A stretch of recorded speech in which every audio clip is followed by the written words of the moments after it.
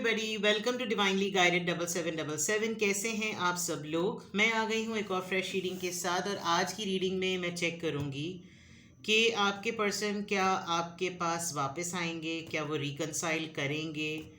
अगर आप लोग नो कांटेक्ट में चले गए हैं, लेस टू नो कांटेक्ट में चले गए हैं, ब्रेकअप हो गया है या टेम्परेरी सेपरेशन है, तो क्या आपके पर्सन कभी भी आपके पास वापस आएंगे। ये रीडिंग आप अपने किसी ऐसे पर्सन के लिए देख सकते हैं जो एक्स हो चुके हैं, आपकी कुछ सिचुएशन हो गई, उनकी कुछ सिचुएशन हो गई। आपको ये पता होना चाहिए कि ये रीडिंग बस आपके माइंड में मालूम होना चाहिए कि आप किसके लिए देख रहे हैं, कि जो कि आपकी लाइफ में क्या कभी वापस आएगा या नहीं।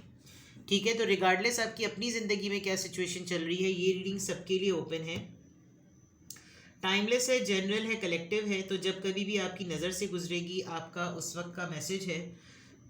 मैसेज आपने वही लेना है जो लगे आपको अपनी सिचुएशन से मैच करता हुआ। टैरो में ये मैसेजेस आए हैं, सब आपने अपने ऊपर इम्पोज नहीं करने, और इनकी बेसिस पर आपने कोई भी फाइनल डिसीजन नहीं बनाना है। ठीक है, स्पेशली इस रीडिंग की बेसिस पर तो बिल्कुल भी नहीं बनाना, क्योंकि अगर इसमें कम बैक का आया तो आप कहीं कांटेक्ट करने की कोशिश ना शुरू कर दें। सेल्फ रिस्पेक्ट को ज़रूर देखिएगा। तो आपने फिर इस सिलसिले में अपनी प्राइवेट रीडिंग लेनी है ताकि आपको क्लैरिटी मिल जाए। हो सकता है आप एक एनर्जी फेज़ में हो जहां आप एक बहुत मैग्नेटिक पुल फील कर रहे हो, तो उस बेसिस पर आपने अपनी प्राइवेट रीडिंग लेनी है। ये जनरल रीडिंग होगी। डिस्क्रिप्शन बॉक्स में प्राइवेट रीडिंग लेने के लिए कॉन्टैक्ट डिटेल्स मौजूद हैं। साथ में सेकंड चैनल का लिंक भी है, वहाँ पे भी रीडिंग अपलोड होती हैं। आजकल नहीं कर पा रही मैं 1-2 दिन से, लेकिन मैं वहाँ पे भी अब रेगुलरली एक रीडिंग तो ज़रूर अपलोड करती हूँ। वहाँ पे भी डिफरेंट टॉपिक्स होते हैं। आप उस चैनल को लाइक, शेयर और सब्सक्राइब कर सकते हैं। तो देखते हैं कि जिस पर्सन के लिए भी आप ये रीडिंग देखना चाह रहे हैं, क्या वो आपकी लाइफ में वापस आएंगे। Will they ever come back to you. क्या वो आपके साथ कंसाइल करेंगे या नहीं। सबसे पहले आपके रिलेशनशिप की ओवरऑल एनर्जी चेक करते हैं। डेक मैंने शफल कर लिया, सबसे टॉप कार्ड ही मैं निकालती हूँ। Relationship patterns. Okay, it takes strength to recognise the need for change. Alright, अगर वो कभी सोचे भी कि वो आपके पास वापस आए, तो कोई बीच में आपने 1-2 तड़ियाँ, कोई 1-2 धड़के तो ज़रूर ऐसे लगाए हैं जिसकी वजह से अपनी तरफ से तो नहीं, कम से कम वो आपकी तरफ से तो ये सोच चुके हैं कि आप बहुत बदल से गए हैं। It takes strength to recognise the need for change. जब आपको एक नया ट्रीटमेंट नहीं मिला, एक सही ट्रीटमेंट नहीं मिला, एक डिज़र्विंग ट्रीटमेंट नहीं मिला, तो शायद आपने बीच में कोई ऐसा स्टैंड लिया हो कि उसमें वो स्टैंड लेने के लिए बड़ी हिम्मत की ज़रूरत थी। और अभी तो आप दोनों के दरमियान वाकई ऐसा लग रहा है कि आपने वो स्टैंड ले तो लिया। You are very innocent, you are like a baby, एक एंजल की तरह थे। जब आप अगर इसको गौर से देखें तो इस मिरर में कितना करीब ले आई मैं। ठीक है, बिल्कुल एक एंजल बना हुआ, एक बेबी एंजल। देन वो ट्रांसफॉर्म हुई, बड़ा म्यूज़िकल, बहुत ही रिदमेटिक और हारमोनियस सा रिश्ता हुआ। लेकिन जब उसने आईना देखा है कि कुछ भी नहीं मिल रहा, तो देन एक ट्रांसफॉर्मेशन आई स्ट्रेंथ की।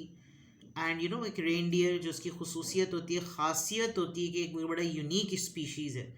और उसके बाद जो है ना, फिर डेफिनेटली आपके पर्सन कभी कभी आपके मुतालिक सोचते हैं, या आपके एक्स हों या जो भी हों, आप दोनों के रिलेशनशिप की एनर्जी ऐसी लग रही है अभी ओवरऑल कि जैसे मुश्किल था, बहुत अरसे, बहुत सालों तक आपने एक पर्टिकुलर बड़े टिपिकल रिलेशन के पैटर्न पे आप रहे हैं। और फिर जब आपने रिकॉग्नाइज कर लिया कि इसमें कोई हासिल उसूल नहीं हो रहा, कुछ मिल नहीं रहा, तो आपने शायद एक करेजियस अटेम्प्ट किया हो, आईना दिखाया हो कि असल में हमारा ये रिश्ता है जिसका कोई एंड नहीं है, जिसका कोई नतीजा नहीं है, जिसकी कोई एंडिंग नहीं है, तो इसमें होने का क्या फ़ायदा। You know, things like that, ऐसा कुछ डिस्कशन हुआ है। तो आपने एक तो खुद इस रिश्ते में रहते हुए अपने पर्सन को लेकर एक खुद अपनी एक साफ अपनी शक्ल जो है ना इस रिश्ते की देखी है, उसका सामना किया है। तो ये पर्सन कभी सोचते भी होंगे ना कि मैं वापस पलटूं, तो इन्होंने कोई आपको एक कैटेगरी में फिट कर दिया होगा कि उसने तो मुझे लास्ट टाइम ये कहा था, उसकी तो सोच बदल चुकी थी, उसने तो जब ये कहा तो पता नहीं कितने दिनों में बिल्डअप होकर ये कहा होगा, इसका मतलब अब वो वहाँ पर नहीं है, उसने अपनी जगह बदल ली है, उसने अपने दिल में मेरे लिए जगह बदल ली है, मकाम बदल लिया, you know, things like that. तो आने की अगर जुस्तजू भी है, तो लास्ट मीट पे या लास्ट डेट पे या लास्ट मीटअप पे या लास्ट कॉल पे कुछ ऐसा आप दोनों के दरमियान हुआ है जिसकी वजह से ये एक नज़र आती है बात। Let's see more spiritual connection. The problem is कि आप लोगों का एक स्पिरिचुअल कनेक्शन है. Relationship as a connection that goes beyond the lifetime. ख्वाबों में आते होंगे आपके, और आप लोग हर तरह की उस फैंटेसी को फेस करते होंगे. ख्वाबों में देखते होंगे कि जो चीज़ प्रैक्टिकल लाइफ में नहीं है. इवन ये देखें, वेडिंग कपल जो है वो डांस कर रहा है, तो इसका मतलब हकीकतन ऐसा कुछ है कि जो रियल वर्ल्ड में नहीं हो सका वो ड्रीम्स में होता है. क्योंकि ये मैं आपकी रिलेशनशिप की ओवरऑल एनर्जी निकाल रही हूँ. 32 एंड 27, मे बी आप दोनों के दरमियान का डिफरेंस एज का ऐसा कुछ है, अराउंड 5 ईयर्स का या 8 ईयर्स या 7 ईयर्स का डिफरेंस है आप दोनों के दरमियान. और आप बहुत ज़्यादा अपने पर्सन के ख्वाब में आते हैं, बिकॉज इसके कनेक्शन, ये आप इनको सोचते बहुत हैं और उस सोच से इनका बॉन्ड जाके कनेक्ट होता है, और वो कनेक्शन जो है ना वो सारी वो चीज़ें ख्वाब में लेकर आता है जो कि ये विजुलाइज करते होंगे. और ये नज़र आ रहा है एक स्टेयर केस है, उस स्टेयर केस पर चलते चलते पता नहीं क्या कुछ इन्होंने सोचा होगा, फैमिली होती, ये होता, फलां होता. तो ओवरऑल एनर्जी में दिस इज़ ट्रू, आलम अरबा वाली बात कि आप लोग स्पिरिचुअली कहीं ना कहीं तो कनेक्टेड हैं. आप लोग की सोल्स एक दूसरे से कनेक्टेड हैं, और इस रिश्ते का जो है वो बिल्कुल, जिसे ज़िंदगी में आप इसको नहीं कर सकते, इसको ज़िंदगी में जज नहीं कर सकते, असेस नहीं कर सकते. You both have a very strong bond. और मे बी यही एक वो ट्रुथ होगा कि सब चीज़ें ही तो परफेक्ट हैं, फिर क्यों नहीं एक साथ हैं. तो रिग्रेट भी फील होता होगा, सप्रेस भी होते होंगे, फ्रस्ट्रेट भी होते होंगे, रोते भी होंगे, दोनों अपनी अपनी जगह उदास भी होते होंगे, फिर जॉइश मूड में आते होंगे. तो देर इज़ समथिंग, अगर ये करेज लेते भी हैं कि ये आपकी तरफ आएँ, तो इनका एक अपना फैंटेसी वर्ल्ड है जिसमें ये अपनी तमाम अर्ज को जो है ना वो पूरा कर लेते हैं. तो फिलहाल आपके रिलेशनशिप की ओवरऑल एनर्जी तो ये नज़र आ रही है, आपने बहुत टाइम लगाया है सेल्फ वर्थ पर, और आप डिज़र्व, आपने अपने आप को इस यकीन दिलाने में बहुत टाइम लगाया कि आप डिज़र्व करते हैं दुनिया की हर वो अच्छी चीज़ जो ज़िंदगी ऑफ़र करती है. ज़िंदगी एक स्टेबिलिटी ऑफ़र करती है, ज़िंदगी एक मेच्योरिटी ऑफ़र करती है, ज़िंदगी करियर ऑफ़र करती है, किस्मत बदलने की अपॉर्चुनिटीज़ ऑफ़र करती है. तो फिर वो आप क्यों ना करें. और अगर आपको बहुत सारी चीज़ों पर कॉम्प्रोमाइज़ करके मोहब्बत करने को कहा जा रहा है, तो वो फिर मोहब्बत नहीं है, वो फिर एडजस्टमेंट है. तो आपने आपने बहुत सारा टाइम लगाया, अपने आपने इस रिश्ते में बहुत ज़्यादा वक्त लगाया है, and then finally you came to a conclusion that you should love yourself first. तो ये भी एक चीज़ नज़र आती है कि जब ये अगर आने का सोचते होंगे, तो जो मैंने बात कही थी कि अब उसने अपने अपने दिल में मेरा मकाम बदल लिया है, तो इनको इनकी आफ्टर आफ्टर थाट्स जो है ना वो बहुत होती होंगी. लेट्स सी फ्रॉम टैरो इस बात को किस तरीके से आपके पर्सन परसीव करते हैं कि will they ever come back to you, क्या वो कभी भी आपकी लाइफ में वापस आएंगे. इस क्वेश्चन को लेकर आपकी लाइफ में आपके पर्सन की तरफ से क्या एनर्जी आ रही है, क्या पॉजिटिव मैसेजेस, क्या आंसर्स आ रहे हैं, कि क्या कभी कोई ऐसी पोटेंशियल है, कोई ऐसा आउटकम नज़र आ रहा है कि आपके पर्सन कभी आपसे रिकनसाइल करेंगे, कभी आपसे मिलेंगे, कभी आपके पास आएंगे वापस. Is there any potential, is there any hope कि क्या आपके पर्सन कभी आपके पास वापस आएंगे. The world, okay, king of pentacles, alright. इस पर्सन ने आपको पैम्पर बहुत किया है. इस पर्सन ने आपको लाइफ स्टाइल कैसे रखा जाता है, एलीट लाइफ स्टाइल, ये सिखाया है. The magician, very powerful person, very manipulative, बहुत ही ज़बरदस्त करिस्मेटिक पर्सनैलिटी, हर तरह से कन्विंस करना, बातों का राजा रानी, और बड़े मैजिकल टूल्स, आपको वश में करना, आपको इम्प्रेस करना, आपको अपनी पावर शो करना, आपकी इनोसेंस पर राज करना, इस पर्सन को बड़ा अच्छे तरीके से आता है. बहुत सारे कार्ड्स गिर गए. This person thinks about you a lot, page of pentacles. Problem ये है कि दे कैन नॉट डिनाई कि आप इनकी लाइफ का सबसे मैजिकल पार्ट हैं. या आपको मैनिफेस्ट बहुत करते हैं, आपको सोचते बहुत हैं, वो तो ऊपर भी पता चल गया था. ये कभी कभी अपने चेरिश मोमेंट में आपको मिस बहुत करते हैं. फॉर एग्जांपल, इनको मी टाइम मिला है, इनको लगता है कि ये मेरा हाई टाइम है, ये वो टाइम है जिसमें मुझे सब कुछ इन्जॉय करना चाहिए, सब कुछ अवेल करना चाहिए. This is the high time, मेरा मी टाइम चल रहा है, पार्टी टाइम चल रहा है, relax chill time, holiday vacation time, honeymoon phase, about chilling, enjoying life, तो ये आपको सोचते बहुत हैं. बट इनको कोई रोड मैप नहीं मिलता, इनको कोई सलूशन नहीं मिलता, ये अपने आप को कंट्रोल बहुत करते हैं. अब बहुत सारी चीज़ें आप दोनों के दरमियान ना एज एन ऑब्स्टिकल आ गई हैं. Career, status, finances, relation, family, age, time, सबसे बड़ी बात. फिर इनको लगता है कि आपने जितना अपने ऊपर काम किया, अब आप एक डिफरेंट पर्सन हैं. इन्होंने जो मैंने शुरू में बात कही थी ना कि इन्होंने आपको लाइफ स्टाइल सिखाया है, इन्होंने आपको ये जीना सिखाया है कि कैसे जिया जाता है. और वो फेज़ जो था, उस फेज़ में इन्होंने आपको अपने आप से कनेक्टेड रखकर आपको बहुत डिस्टेंट पे रखा, कनेक्टेड भी रखा और डिस्टेंस पे भी रखा, जिसमें फिर आपने ये रियलाइज़ किया कि I am not worth it. एक आपका परसेप्शन सेट हो गया.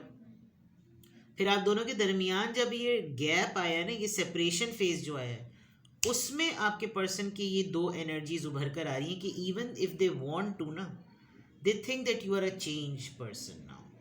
आपने अपने ऊपर तमाम वो चीज़ें ले ली हैं, आपने इंजॉय कर लिया, आपने भी उस तरीके से फ़न किया, ट्रैवलिंग की, घूमे फिरे, अर्न किया, लेगेसी बनाई, घर बनाया, इन वेकेशंस पर गए, हर वो चीज़ की, बिकॉज दे ट्रेंड यू.